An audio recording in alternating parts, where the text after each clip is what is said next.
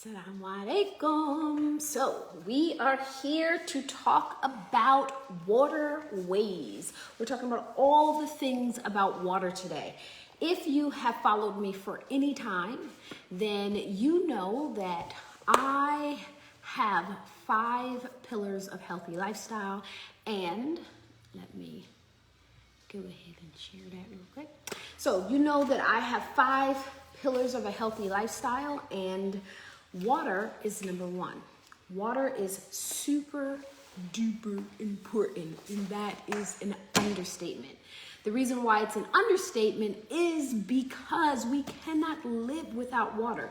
But when it comes to a healthy lifestyle, one thing that I have found in my 20 plus years of being a health coach is that if you can be consistent in water and your hydration and paying attention to it, to making sure that you're drinking adequate amount, then it sets a wonderful foundation for consistency in everything else. Drinking enough water on a daily basis require you to be conscious of your nutrition. So it's not just about the water itself. It really is about the habit that drinking water and the appropriate amount of water on a daily basis is going to create in setting a foundation for a healthy lifestyle.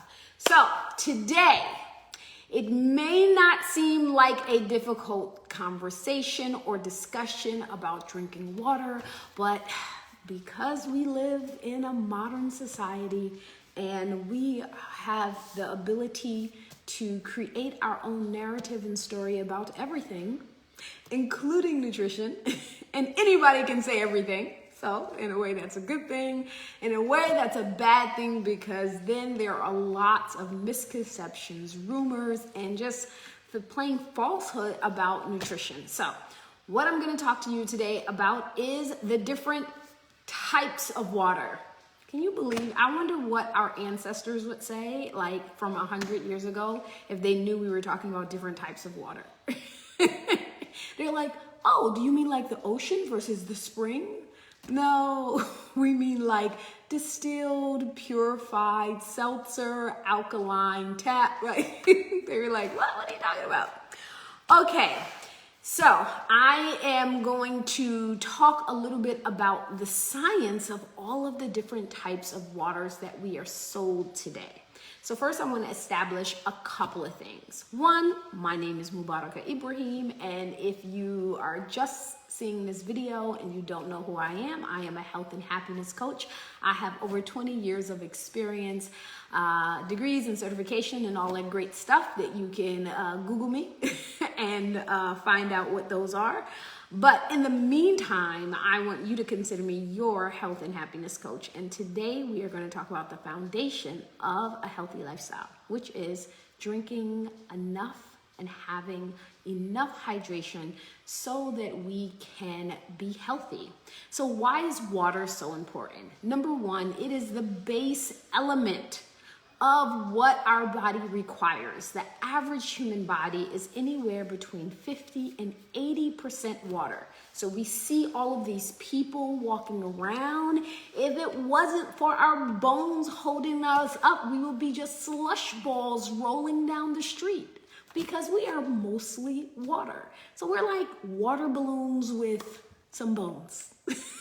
Can you believe it? So, and thanks to our skin, we don't see all of that. This is the most simplistic way of describing the science of the human body. So, water, the percentage of your body that's water, it varies depending on your age. So when we are born, we are as much as 75 to 80% water. So those little cuddly bundles of joy, like my 4-month-old granddaughter, she's just a nice big water balloon that we love to cuddle and munch and tickle and hug and love on. We're mostly water. As we become adults, then our water, as we grow and eventually into adulthood, the percentage of your body that's water decreases to somewhere around 50 to 60%. So straight off the bat, if you don't want to watch the whole video, I'm going to let you know how much water you should be drinking. You should be drinking half your body weight in ounces of water every single day. That is at baseline, right? So let's get this out the way right now, just in case you have to run back to work or wherever you're running to, or between kids, or go and make breakfast or lunch or whatever you're doing. Everyone who's watching this video, I want you to aim to drink half your body weight in pounds, right? Figure out how many pounds you weigh, divide that number in half, and that is how many ounces of water you should be drinking every single day. So if you weigh 200 pounds, then you should be drinking 100 ounces of water a day. This keeps up with your personal, based on your body size, your personal water prescription, for the lack of a better terms. Just like a person who is 120 pounds don't eat the same calories as somebody that's 300 pounds. They don't consume the same amount of nutrients or need the same amount of nutrients as someone who's 300 pounds. It really doesn't make sense that you're going to tell every single person, no matter how big or small, tall or short, wide or thin they are, that everybody should be drinking 8-ounce glasses of water. Just doesn't make sense. Neither should you be telling everybody to drink a gallon of water, because just like water, you can be dehydrated, you can also have too much water. So if you are a couch potato that's 100 pounds and you're drinking a gallon of water a day, you could be drinking too much water and diluting all of your electrolytes, which you need, and then there's also ramifications to that. So in order for you to drink half your body weight, as an adult, we are about 50% water. You want to drink half your body weight in ounces of water each day, and that is at a base level. If you live somewhere where it's hot, or you work in a hot environment and you're constantly sweating, or it's summertime and you just sweat more than normal, or you kick butt in the gym, but you sweat profusely, then you want to add water to that. You want to so half your body weight in ounces of water a day is just the baseline. You have to determine how much you're adding based on your activity, based on your environment, based on the season. All of that varies accordingly. All right, so now let's get into the science of what's what in all of the types of waters that we see in the store. So I'm going to start off with kind of like the base of what we see. So purified water, right? So what does that mean? So purified water really just means they ran it through a filter to make sure there's no chemicals or contaminants in it. It's just regular water that has been ran and checked for no chemicals or contaminants. So that's one of the things that you see in the store. Another thing that you see in the store is distilled water, all right? So the distilled water is kind of like the next level of water. They purify it, then they boil it, and then they allow it to condensate, and they collect the pure water with not only the removal of contaminants, but it also removes any of the electrolytes or minerals that water contains. So that is an important point. Did you know that regular water that you drink, water, if we were in nature, that you get out of a spring, right? That water actually has nutrients in it. It has minerals and electrolytes that our body actually needs. So water isn't just about, hey, it's this liquid that has no kind of nutritional value, but it actually does have a nutritional value. What distilled water is actually pulls out any of the calcium inside of the water. It pulls out any sodium or phosphorus or any of the other minerals that a water may contain, depending on where they got it from, and it completely purifies it. Now, the problem with this is is you are actually lacking the ability to get just a little bit of extra edge of water, of nutrients from water that could actually be beneficial to you. That's number one. Number two, another problem with distilled water is because it does not have any minerals in it, the water molecules will actually try to attach itself to minerals in your body and can actually pull minerals from your bones. So, unless you are using it for a specific purpose because your own water is contaminated or you don't have much of a choice, it's actually not really the best health option for you. There is claims about it being detoxifying, blah, blah, blah, blah, blah, blah. All of those have no scientific backing behind it, and it is just claims that people make because people can do that on social media with no proof. So that is distilled water. Now, I have notes. Hold on. So now I know the one everybody's waiting for me to talk about. Everybody wants to know about alkaline water, right? Yeah, admit it. That's why you wanted to watch it. When you saw this, it was like, oh, she's gonna talk about alkaline water. I can't wait. I wanted to talk about alkaline water. Admit it, that's what you wanted me to talk about, isn't it? Well, I know that that's super popular, so I have lots to say about it, all right? So, what is alkaline water? What is the philosophy behind it? And what does the actual science and studies tell us? So, our body has a level of alkalinity, which you may know. The alkalinity of our body, it varies depending on where in the body you are, right? So the scale of alkalinity, it starts at 0 and 14 is its highest point. 7 is right in the middle. That's neutral. Tap water, spring water is neutral. It's at 7. 0 is extremely acidic.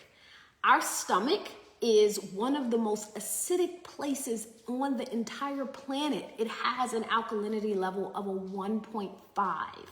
Our stomach actually produces hydrochloric acid.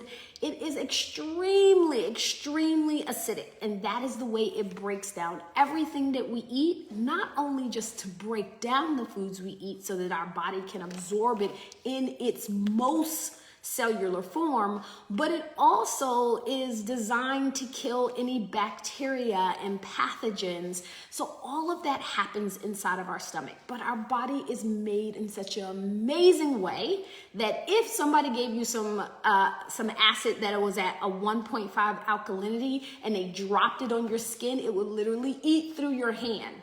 But can you believe our body is so amazing that we actually have that alkalinity inside of our stomach, and it is contained within the actual stomach. It does not seep into other parts of our body, not even into the parts of the body that it's connected to, like your intestines and your colon. It's all contained and it stays inside of the stomach. The thing that we know for sure is that the alkalinity in our body is very tightly balanced by our own body system. So our blood is always a tight balance of about 7.4, right? So you can take the blood of 100 different people. If they're all are all generally healthy, right? Their blood is going to be around about 7.4 in alkalinity. Our body has lots of mechanisms that it put in place to control that alkalinity, because when the alkalinity in the blood changes, then it affects our health.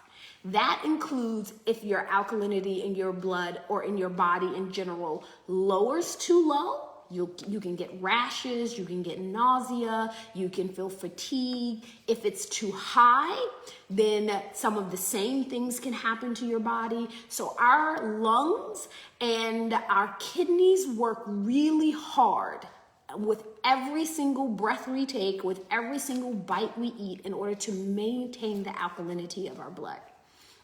Now, the idea about alkaline water came around about a decade ago, and people began to make claims really around things like cancer, because it was found that the pH level in the body rises when a person has cancer. We know in the lab, cancer cells cannot live in a very alkaline environment, right? We know that in a lab. But the problem with associating that with actually drinking alkaline water is that the two do not physiologically happen. Sorry. So I'm going to talk about several studies, and I'm going to talk about some of the flawed studies. So again, I'm not going to bait you on. This is not a video that is going to tell you how wonderful alkaline water is. And this is going to be a video to tell you about the science of how the hypothesis of alkaline water really doesn't pan out when we look at the science. So if you were watching because you wanted to know whether or not you should get one of those $300 alkaline systems, this is not the video for that. So just so you know right up front, right? So here's the thing about the philosophy behind alkalinity. The philosophy behind alkalinity is that it helps your body to become more alkaline, right? Your body. But what does that mean, right? Number one, you should never want your entire body to be of the same alkalinity, right? Because the alkalinity in your stomach needs to be 1.5 in order for it to do the job that it is intended on, which is digesting your food. But the alkalinity in your blood must always be a 7.4.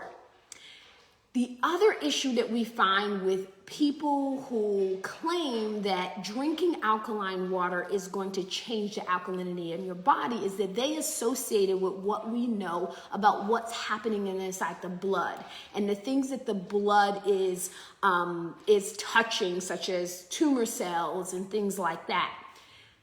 Even when you are eating a so-called alkaline diet, when you're drinking alkaline water, your body will still maintain a 7.4 blood in your blood. It is designed with an intricate level of checks and balances that your blood stays the proper alkalinity. So drinking alkaline water is not going to change the alkalinity of your blood. And there's no such thing as the alkalinity of your body, because the body is whole, but each area of the body maintains its own level of alkalinity. So practically, there's no such thing. Just saying. Now, there are several studies. Let me talk about the studies here. So there is a study that showed that alkaline water can reduce the acid that is produced during acid reflux. And so some people say, well, if you drink alkaline water, then it's going to reduce acid reflux. The problem is they didn't actually do that in a human being. They actually didn't even do the study inside of a mammal. It was done in a petri dish. And we can't really conflate what happens inside of a petri dish to what will happen inside of the human body. The other study that was done with people with acid reflux and alkaline water, it was not a very well-defined study because they changed people's entire diet and had them to drink alkaline water. So we don't know if it was the dietary changes or it was the water. So this is often some of the problems that we run into when we're talking about research for things. And if we don't do the research or look at the research properly and how it was actually done. So petri dish, not really a human being. Even if it was done on mice, you might say, hey, it's transferable, but it was actually done in a petri dish. So that's number one. Number two, there is literally no study that connects or looked at alkaline water and its prevention or treatment of cancer or cancer tumors. So if somebody is telling you that, then they have no research science behind it. All right. So when it comes to, so we talked about acid reflux, we talk about cancer. The other part, what was the other thing? The other thing was one of the dilemmas with alkaline water as well is that if you have too much alkalinity, so you can overdo your so-called alkaline foods and alkaline water, and it affects the alkalinity in your stomach. Now, if the alkalinity in your stomach decrease, then you will create, and this is normally in extreme cases, right? When people go all the way to the extreme end of the foods that they're choosing to eat based on a so-called alkalinity scale, it can actually cause you not to fully digest your food. It can cause something that's called metabolic alkalosis, which is nausea, vomiting, feeling tingles in your face, right? So this is actually, I've actually had a client who was having this issue before she started coaching with me, and she wasn't having nausea, she wasn't having vomiting, but she would always have her muscles twitching, she would always have tingles in her face, and I associated it with really how she was eating. And once we gave her a more balanced diet, it actually went away. So that is some of the issues around it. So we talked about purified water. We talked about distilled water. All right, we talked about alkaline water. So now let's talk about regular old tap water. Now, that depends on where you live, obviously, in the United States. There are websites that you can go to where you can actually, that monitors and reports on what is the condition of your local tap water, right? Your local water system if you live in the city, so that you will know every day. One of the biggest complaints that people have about regular city tap water is that its addition of chlorine, its addition of fluoride. But in modern day society, unfortunately, because of the way the water system is designed, we actually need those things because our body is not built to, in America anyway, or Western societies, our body is not built to deal with the amount of bacteria and things that are actually inside of the water. And dangerous things can happen. Recently, and this is like very recently, like this week, there was a city, I'm trying to remember what part of the United States it was in.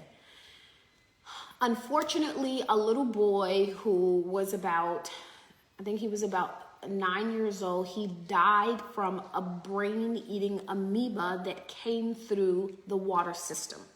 And when they checked the water system for the city, they found that the chlorine level was actually lower than what it was supposed to be. So they keep it at a level that's minimum to kill things like brain-eating amoebas, bacteria, viruses, so that when it goes through the tap, we aren't at danger for those things. So one of the things that I think that is a good idea, if you do drink water from your regular tap, is just get a filter. Get one of those filters that attach to your sink. Get a Brita filter that you pour it through so that it can remove some of the chlorine from your water before you drink it. But that is really the safest way for the water system to work inside of a modern city.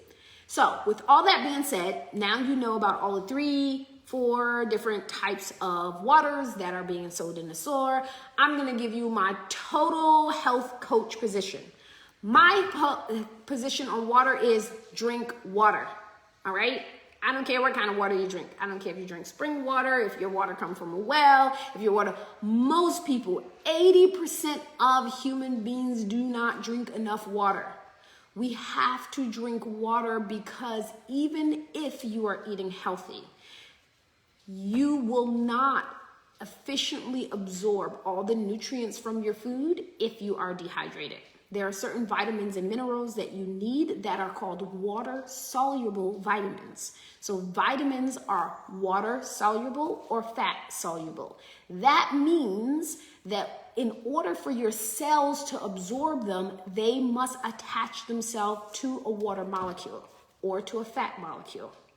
If you don't have the molecule for them to attach to, then your body is not going to absorb them.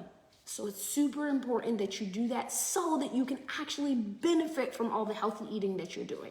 The other reason why you want to make sure that you're drinking enough water is because it is literally the super highway of your body. It is what keeps your blood liquid. The blood flowing through your body is how all your nutrients get to different parts of your body, from the bottom of your feet to the top of your toes. And if you are dehydrated, your blood literally thickens and it flows slower, and your nutrients are not going to get where they need to go if you are not drinking sufficient water. So remember, half your body weight in pounds and ounces of water every single day. So if you weigh 200 pounds, you should be drinking 100 ounces of water every single day at baseline. And more if you work out, more if it's hot, more if it's summertime, right? Because the more you sweat, the more water you're going to need to replenish. The other benefit of you drinking water is that it helps to eliminate waste, right? So when people tell me, you know what, I've been quite constipated, the first thing that I ask them is, how much water have you been drinking? Water literally helps you to flow properly and regularly. So if being consistent in doing a bowel movement is a problem for you, your first course of action should be to increase the water that you drink. The other thing that water does, which is so important, is that it lubricates your joints. Now, this is really important, especially as you start having more experience in the years of life, right? It becomes really important that it helps to lubricate your joints. Sometimes people have joint pain or stiffness, and just upping their water intake can actually decrease that stiffness and that pain. So that will be, again, the first course of action. There's so many things that I can think of that people approach me about in terms of their health, and my first course of action is, or first question is, how much water do you drink a day? Right? Oh, well, I drink a good 3 or 4 bottles. Nope, not enough. I know you need to drink more water than that. And do it for a week, and then come back and see drink exactly how much water that I recommend for you to drink. And then in a week, come back and tell me what your symptoms are like. And 9 times out of 10, the symptoms are decreased or completely gone simply by changing water intake. The other important thing in terms of your movement that water does, it literally lubricates your muscles, right? Especially after you work out, right? When you are dehydrated, your muscles have very low, they're like strings, right? All together, right? And in between those strings, think of it like an Elmer's glue. And when that glue is tight, it is not lubricated, it's really hard for those muscle fibers to move in and out of one another. But what happens if you have glue on something and then you pour water on it and let that water soak in? It's going to go just like this. It's going to move really smoothly in and out of one another. So that is exactly how water helps to lubricate your muscles.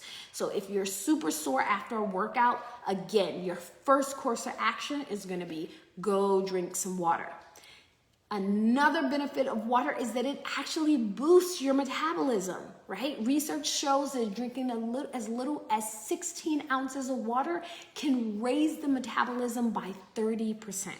So in my book of health habits, I would like for you to adopt, that would be keep a glass of water by your bed at all times. And it should be the first thing you drink in the morning and the last thing that you drink at night. So when I say keep it by your bed, I mean like literally a glass or a bottle or your water bottle. And when you wake up in the morning, that should be one of the first things that you do. Do not be up for 30 minutes without having already had some water in your system. Really important habit for you to start, and you want to make it super convenient. So don't say, oh, I'm going to wake up in the morning and every morning I'm going to go downstairs to the kitchen, I'm going to find a glass and I'm going to drink some water. Nope. Keep it by your bed, right? If you get dressed first thing in the morning, put it on your dresser, somewhere where you're going to actually drink it within the first 30 minutes of you rising. So that is my water prescription for you. I want you to start there, start simple. When it comes to living a healthy lifestyle, most people want to start with the most complicated ways. But I am going to, over the next few days, give you some really simple steps that if you can implement these, then you are going to have a huge jump start on living a healthy lifestyle, living happier, healthier, and inshallah, more fulfilled. So if you found this to be of benefit, make sure you subscribe to the lives. You should have gotten a little notification during this video. Make sure you share it with a friend, start a watch party, and let's create a healthier world one person at a time. All right, talk to you soon. Assalamu alaikum.